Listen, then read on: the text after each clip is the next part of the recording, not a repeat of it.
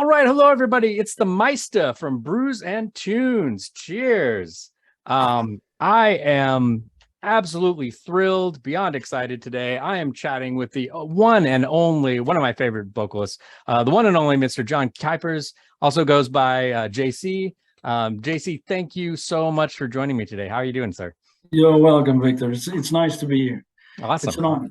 It's an honor. Thank you. Thanks. Well, yeah, this is great. And I know, well, I mean, it's kind of almost ridiculous to say you always have a lot going on. You're an incredibly busy musician. But kind of what's going on right now? What are you up to these days? Well, it's my own fault. No, I'm in the middle of the process of recording an album with Arion Lucassen. Oh, great. Arion Anthony Lucassen. Yeah, it's a new album.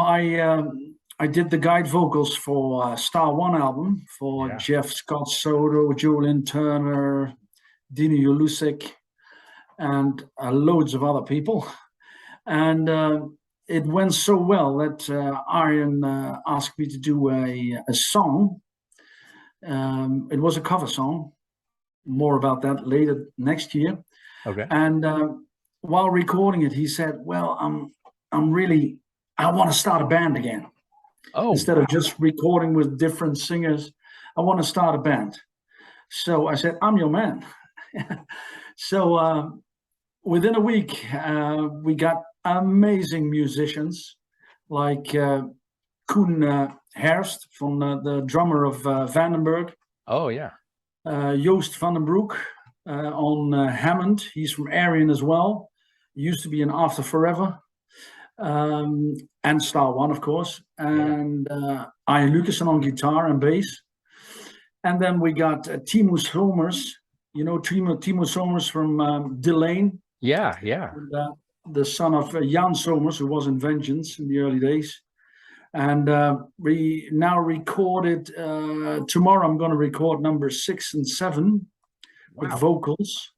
And if you like Rainbow, and Rainbow, yeah, it's that kind of music. Awesome. So, this is so exciting. I had no idea. This is really exciting. Wow, that sounds incredible. I mean, I know you're in the process of just recording. Do you guys kind of have a target date at this point of when the album will be released, or? Well, we're aiming at beginning of next year, but it's very, very hard because I used to be only a musician, but because of the COVID pandemic, I had to find a regular job. So I'm working 5 days a week, so I can't be in the studio. Right. So I'm going there every Saturday if possible. But I have some other projects which are starting next week. So I'll be busy for the whole month of September doing a tour with ABBA, Rocks. Oh, yeah. And then after that, I got some time, and we're gonna, that was the plan, do 2 videos for the decent videos for the new band we're in. We're still struggling about the name. I was just about to ask you if there's a name of the band yet. We had a name, but I'm not gonna spoil it. I mean, it's we're discussing the name all over the WhatsApp, and I think we have a name, but if so, I will let you know. But cool. We still don't have that 100% yes from everybody. So gotcha. Do you have great. Oh, awesome. Do you have a working title for the album? I don't know if you're at liberty to say that yet, but not yet. Not yet. Gotcha. Okay, cool. But it's all about the 70s. It's every topic is about the 70s. Every song is about the 70s. So yeah, I mean, I really like it. It's really like the 70s music with a lot of Hammonds, like Rainbow, nice. But a modern feel like Timo has. I mean, Timo is he's the ultimate guitar player. I mean, I played with loads of guitarists, but he's one of the guys that every time he plays a part or a solo, I'm like this. Yeah. What's that? I mean, it's the Steve Vai among the youngsters. Yeah, yeah. But then with a certain attitude and feel that is, it's amazing, amazing guitar player. Yeah, yeah, he's fantastic. I've seen him live several times with Delane, Okay. You know, ex Delane now, but yeah, and he was always incredible to watch play, and just it's effortless with him. I mean, he looks like he's just having so much fun on stage, you know, and he's playing these parts, and he's just got a big grin on his face, and he's jumping around. Yeah, he's a great player. But and speaking of effortless, I feel the same way about your vocals. I mean, you have this incredible range. And yeah, it just seems like it just comes so naturally to you. It's just kind of who Jaycee is. I mean, it's just this, you know, that I think that's what I think the first time I ever heard you was with Arion. I think on a bonus disc of one of the CDs I have. I can't remember what it might have been. Yeah, it was Final Experiment. Yeah. Sail Away to Avalon. Yeah, that's right. Yeah. And yeah, that was my first. I think that was my first experience hearing your vocals. Okay. And then I remember when I found out you had joined Praying Mantis, I was beside myself with excitement because I love Praying Mantis, and then to have you as the vocalist is, I mean, that's perfection right there. Thank you. Yeah, I mean, especially. Yeah, it was. Sorry, go ahead. It was great when I met the guys in 2013. That was. I was in an Iron Maiden tribute band called Harris, and we had Dennis Stratton playing some tunes with us. And Dennis was also there with Praying Mantis because he was in Praying Mantis for 10 years. So he was there, and they were watching me and Hans, the drummer, and they started talking. And 2 days later, I got an email, "You want to join the band?" Nice. So, yeah, that was nice. I had to sing a song though from the Legacy album, "Eyes of a Child," just to let them hear my voice instead of doing the Bruce Dickinson stuff, to hear my own voice. And I recorded it in the evening and sent it through, and I got an email back, "You effing nailed it." So, awesome. That was it. Yeah, the beginning. That's great. I mean, I love to hear those kind of stories of just, you know, kind of this, not that it's chance, but, you know, the fact that, yeah, they just came to see the show and they hear you and like, this is the guy we need. We need him. And yeah, what a, you know, you've done 3 albums with them plus a live album. And I actually have the newest album, Catharsis, right here on vinyl. And this does not leave my turntable very often. It is such a great album. And in fact, I interviewed Tino not too long ago, and we were talking about the album, and I was telling him that it's one of those albums where you know, I'll put it on and the first song comes on, I'm like, oh man, this is the coolest song. I love this song. This is my favorite song on the album. Then the next song comes on, I'm like, nope, this is my favorite song on the album. And it just kind of progresses like that through and then I tend to once the album finishes, I flip it right back over and start over again. It's one of those I can't, and it's such a great album. It's so well produced, and I mean the sound is rich, and I love it because it sounds. It's a modern album, but it has that depth of, you know, that AOR melodic, you know, that sound that Praying Mantis has always been known for, you know, from the early '80s. So it's just great. It's just a fantastic album. Thank you. I really it was a weird way to record it though. I don't know if Tino spoke about that. Yeah, a little bit. Yeah, you get all kind of separated because of the pandemic. Yeah, that's got to be tricky. Normally when you're together, you feed on each other's enthusiasm and ideas, and everything comes out more. And now you're just there recording it and sending it through WeTransfer, and then you have to wait until someone comments on that. Oh, so that was really it was a strange way of working, and I hope we don't have to do it like that anymore, because you're very lonesome. Yeah. Are you lonesome tonight? I was. Yeah, that makes sense. Well, at least you guys have been able to do some shows fairly recently. I know you did Alcatraz, Yeah, Loudness there was pulled out, and you guys pulled, came in, and your Rainbow cover band played that weekend as well, right? The Beyond the Rainbow. I played the evening before. Oh, okay. We did a 2.5-hour show, and I was home at 3 o'clock in the morning, and I had to leave at 6 again. Oh, so my voice was very tired, and that was not the real problem. But we were singing on stage in black pants, a black shirt, sun. It was 35 degrees. It was burning hot. I mean, I was gasping for air. So it was very exhausting. I mean, after that, I had to recuperate for at least 3 days. Wow. Yeah, I bet. I'm not 25 anymore, so. Well, I think the at least some of the comments I've read online, I don't think the fans had any idea that you were up there struggling at all, because I've read some comments about the show, and everybody was saying, how incredible it was and how incredible Jaycee sounded. And so, yeah, I mean, that's, tribute to your talent and your professionalism for sure. Well, that's how do you call it? I only got one switch that's on or off. There's no in between. I mean, just go for it. I mean, at that time, that show is my thing, and I have to do it 100%. If not, I won't be. Well, no, that's not me. I mean, I give my at least 100%, if not more. Yeah. So nice.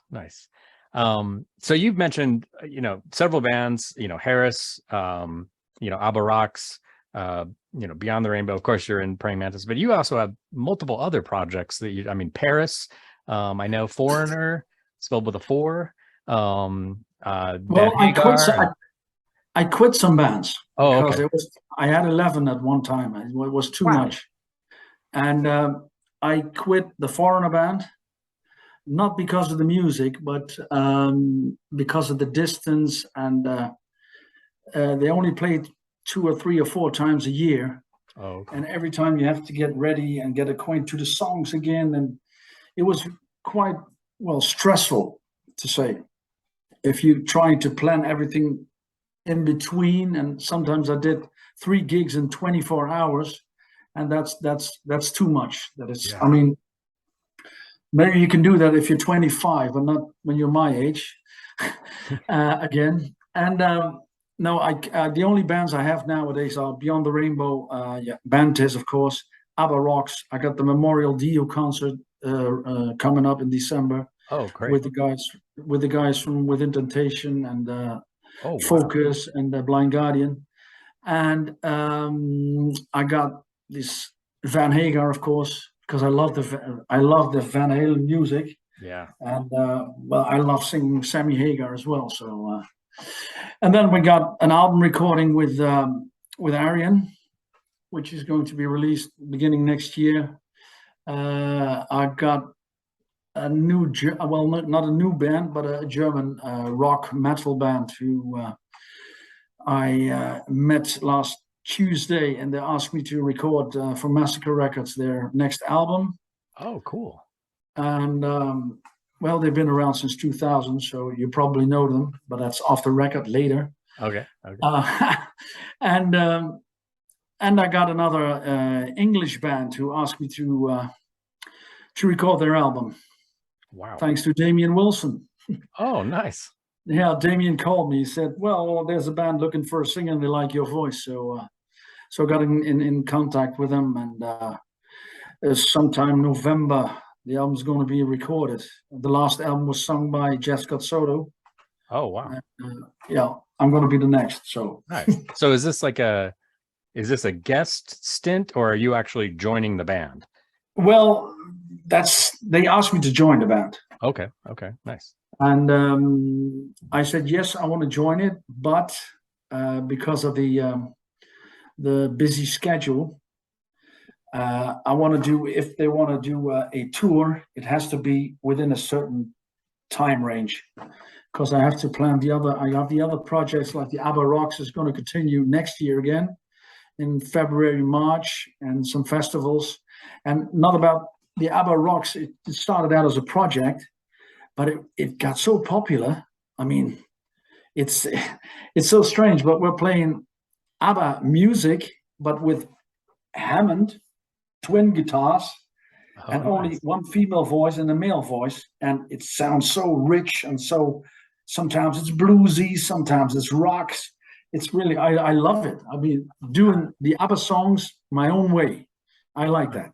I got to hear that. That sounds great. I would love to. It is. That sounds fantastic. That's it is interesting take on, you know, disco music. I think that's pretty cool. That's great. I wanted to, if you don't mind, I wanted to go back in time, and maybe a little ways back in time here. I was curious about how you started your career. Well, not even necessarily your career, but started in music. Did you come from a musical family? Like, when did you start singing? Well, I used to be a football player, a soccer player.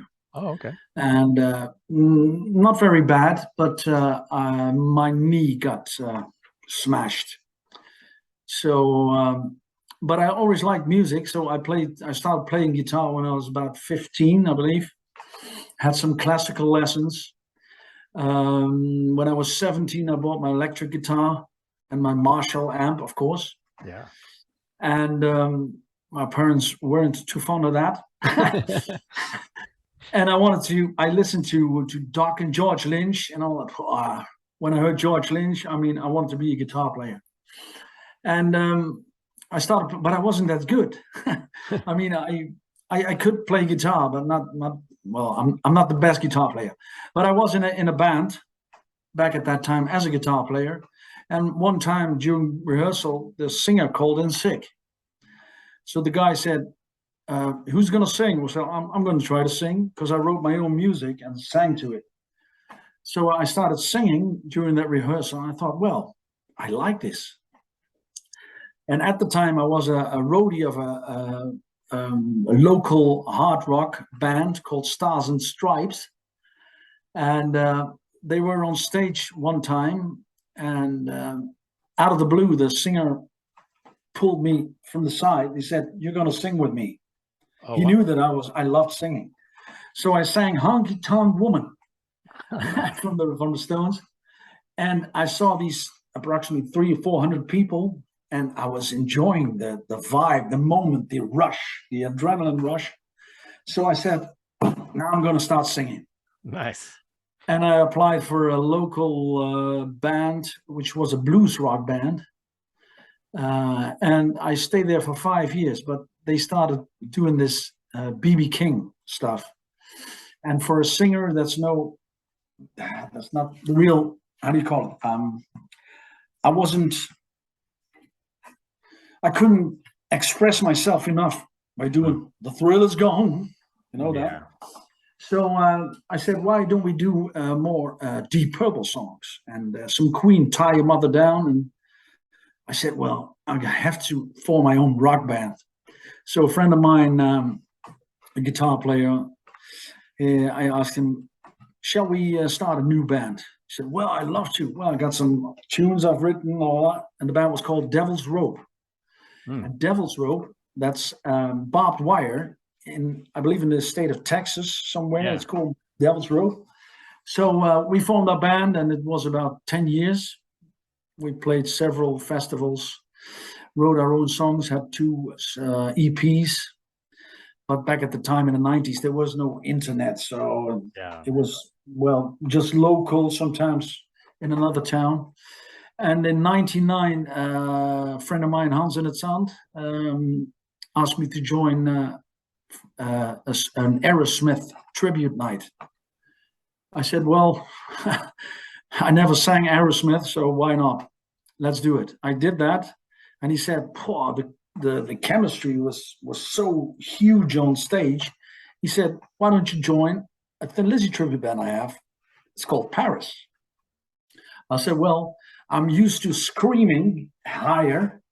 So tonight there's going to be a jailbreak. It's very low. Yeah. I said, well, I'm going to try it. So I went to the rehearsal room, and 2 weeks later, I joined Paris. So That was in December '99. So, and from that, it all developed, and I mean, everything progressed. And I asked me in 2004. I formed my own band called Cooper Inc. With the guitar player Christian Toller from Germany. We recorded Michael Voss, you know, from Mad Max, and he used to be in Schenker as well. Oh yeah. So we recorded that album in 2009, and all of a sudden my dad died because of a mistake in the hospital, and I put my guitar in the corner, and I stayed quiet for 4 years. Didn't write any tunes, didn't do any gigs, nothing. So in 2013, well, I started singing again, and or 2012 that was, and that's when Praying Mantis discovered me. Nice. So that's about a quick to Praying Mantis. That is a fascinating journey. That is incredible. That is, you should write a book. That is amazing. I would love to hear all like the really intricate, like, you know, I'm sure you have some stories, especially, you know, playing those stages and clubs in those early days. I'm sure you've got some pretty wild stories. I do. But they're not about sex, drugs, and rock and roll. They're Right, just about rock and roll. yeah, which is great. That's what I love to hear, those kind of stories about the, you know, and to be honest, I don't really have a, you know, living here in the States, I don't have a very good concept of what kind of the scene is like, especially what the scene was like in the 90s in the Netherlands. I don't really have I know a little bit more now with some of the bands, you know, kind of the younger bands like Delane and you know, some of those bands, you know, Within Temptation, you know, some of the bands that came out later. But yeah, I don't really have a good understanding of what the music scene was like. You know, now, as you mentioned, you know, before the World Wide Web, we didn't really, everybody was kind of siloed. We didn't really have a good, like, you know, you'd hear some bands, you know, from other countries, but you didn't really understand what their scene was like. Whereas now you do. Yeah. Well, back then it was where I live. There was music in almost every pub, and every venue had music every weekend. And now I believe there, of the 20 venues, there's only 1, 2, or 3 in where I live which do music because of that. Because in the early days you had to promote yourself, so you'd be out there promoting your music because there was no World Wide Web, and you had to do it live. So you went everywhere, and even for a case of lager, you played somewhere. And nowadays it's because it's so much easier also for the promoters to get a band from all over the planet.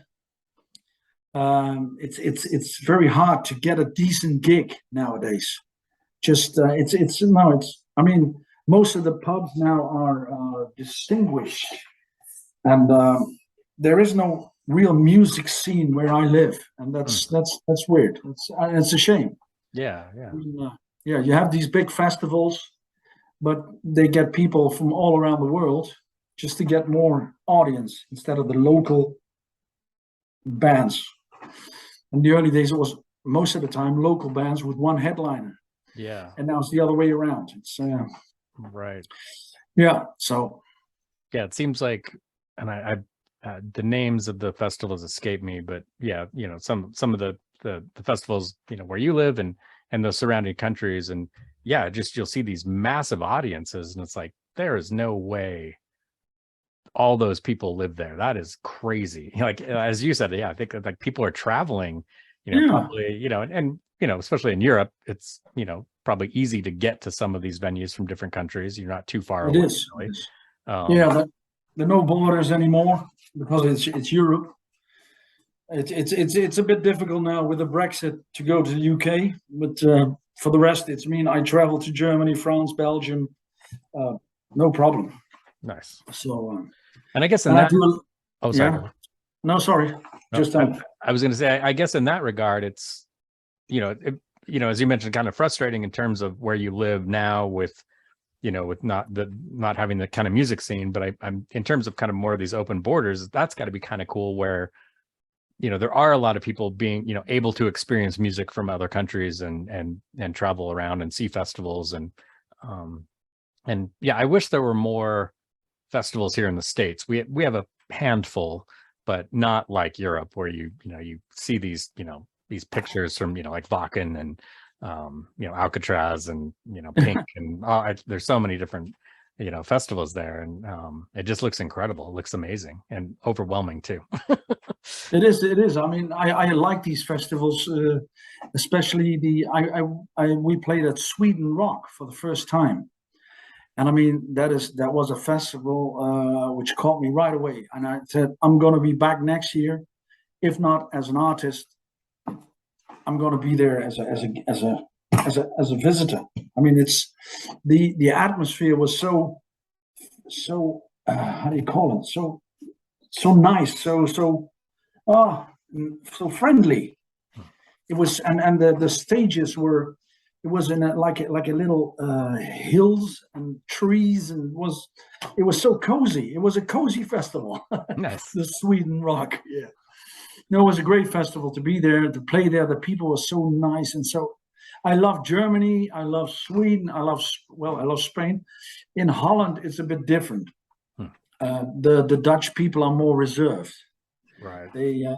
I mean, they like it, but in the beginning they stand like this, like we call them the music police. and afterwards they start clapping and they say, well, amazing show, etc. But in Germany, from the beginning, right, horns up at front and in the front of the stage, and it's I love Germany for that, for the festivals as well. I mean, great festivals. Yeah. Nice. Yeah. I know you've played and you've played Japan. I mean, you've traveled all over the world, but Japan has always fascinated me as one, because, you know, in terms of the audience, I love that the Japanese audience loves early metal and hard rock, you know, 80s, and same with Europe. I think, you know, America is a weird beast here where we're very fickle as fans, I think, unfortunately, and will toss aside somebody, no problem, like, that's old school, you know, I don't care about that anymore. Whereas I think, and I'm totally generalizing, but it just seems like the Japanese audience is a really interesting audience. It is. I think just when you mentioned reserved, because they can be reserved and they can also be wild. They are. I mean, the first time I was there with Praying Mantis was in 2015. Back again in 2017, and I don't know if Tino told you about it, but we're planning to go there next year. Oh, cool. Yeah, and South America as well. Nice. Working on that, and in Japan it's a total different kind of culture scene. They are so humble in a way.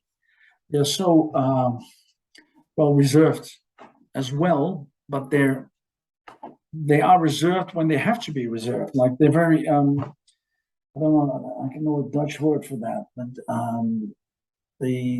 they're very polite, very kind, and when you say let's get crazy, they're wow.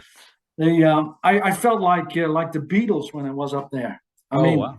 They were smashing the van. We drove off the property of the venue with a van, and people were smashing against the windows. Oh wow! Calling my name, Jaycee, Jaycee. It was weird.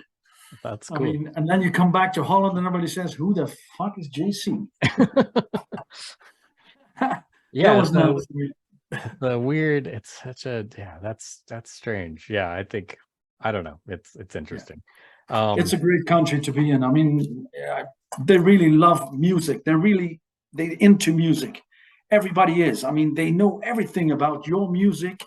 They're singing the lyrics. I don't have to sing. You have to do it like that. Everybody's singing.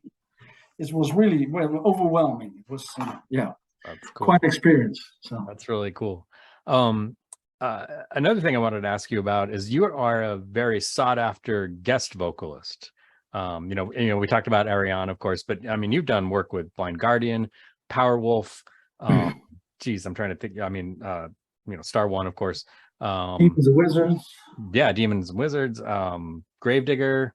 Yeah, I mean, you are a very sought after vocalist, which is great, and I'm sure that's got to be a lot of fun too in a lot of ways. To just go in and do a quick song or a couple songs with a band. Well, I did more guest appearances on several albums, but I can't recall. That's a next thing I have to do. I have to write these all down, because I did once 3 years ago.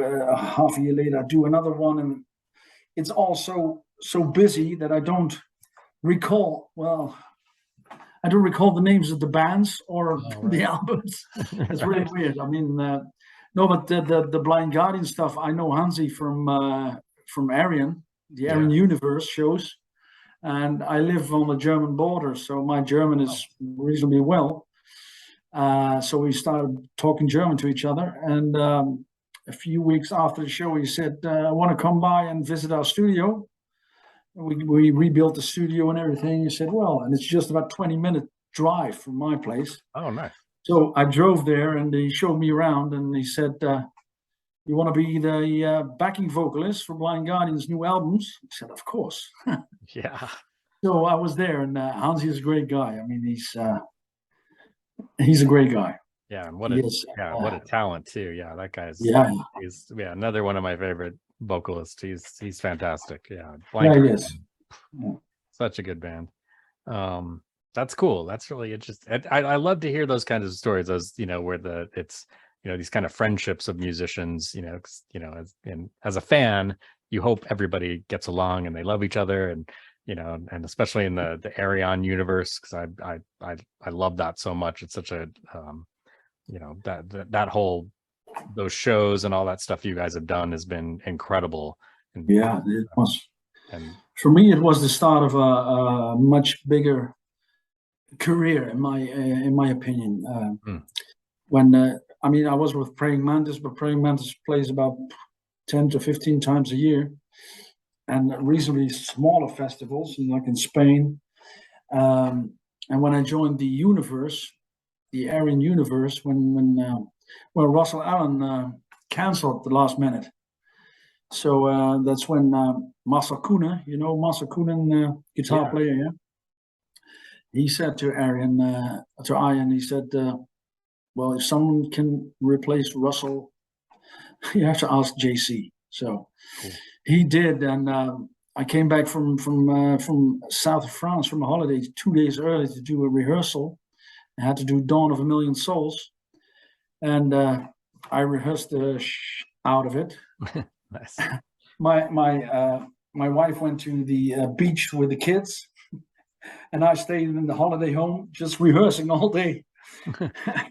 And I did this song, Dawn of a Million Souls, and I was behind me, and I gave it all. And when I was ready, I turned around, and Arion had tears in his eyes.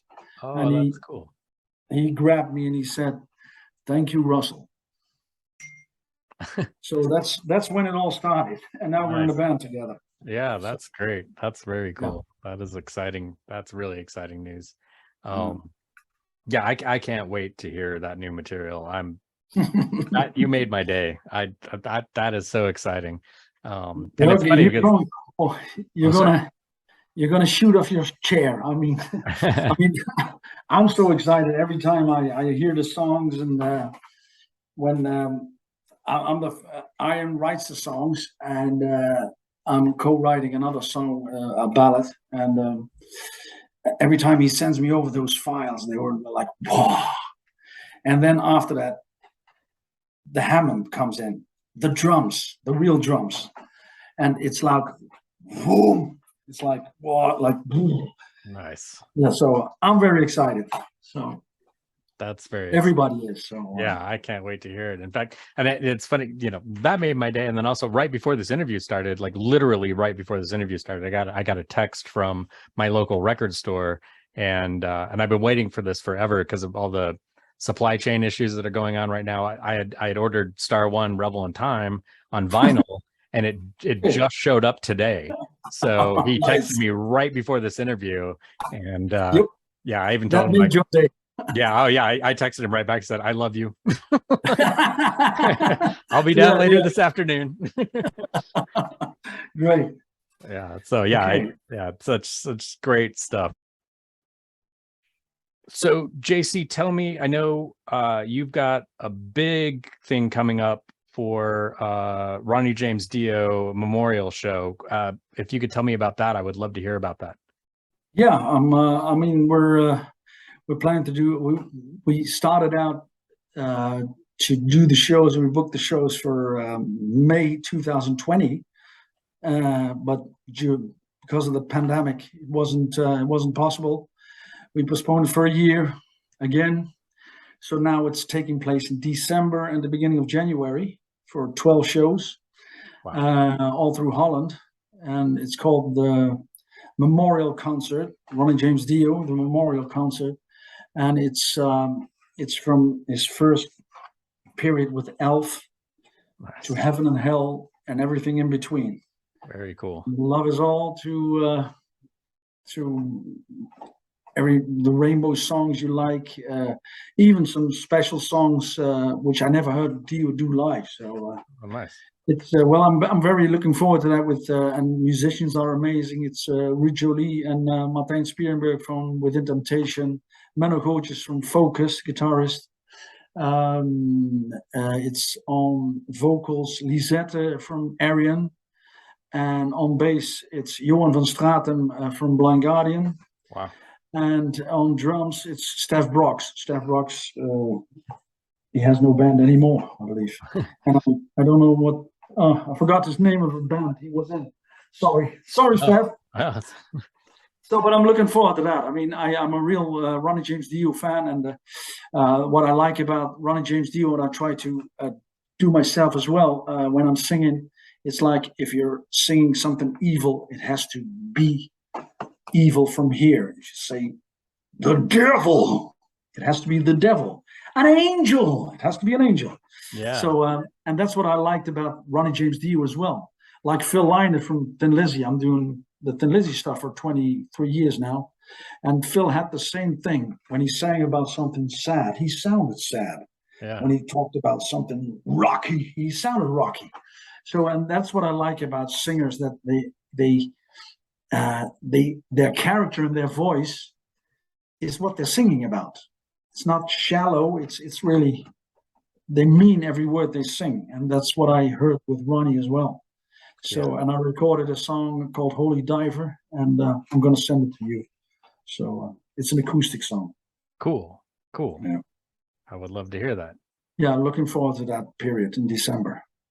Awesome. That's amazing. That's going to be incredible. I can't wait to, hopefully there'll be some stuff online, or, we'll be able to hear some of this. That sounds amazing. I did want to ask you, so you said you're doing, material from Elf all the way up to, it sounds like it's going to be a big, long show, which is cool. It is. It's going to be exhausting.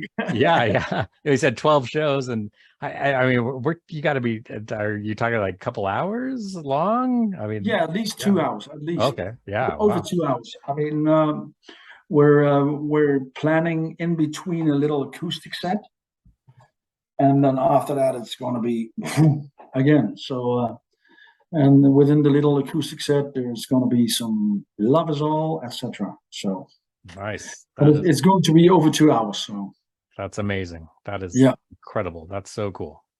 Very cool. Well, Jaycee, this has been an absolute pleasure chatting with you today. I cannot thank you enough. And really, it's been an honor. This has been great. I cannot wait to hear the new material. I'm hoping someday I will get to see you live. I've watched many a video of you singing, own DVDs with you singing, with Ayreon stuff, and I'm hoping I'll actually get to see you live in person someday, and meet you in person as well, which would be great. But yeah, the best of luck to you in the coming year. Cannot wait to hear the new music. So thank you, sir. Thank you, Victor, for Cheers. the interview. And if you ever come to Europe, just let me know. Yeah. I mean, Europe is very, very small. So instead, not if you go to the UK, it's difficult to go to the UK nowadays. If you're somewhere on the mainland, Holland, Belgium, France, Germany, just let me know. Very cool. Very cool. Okay. No problem. Cheers, my friend. Cheers.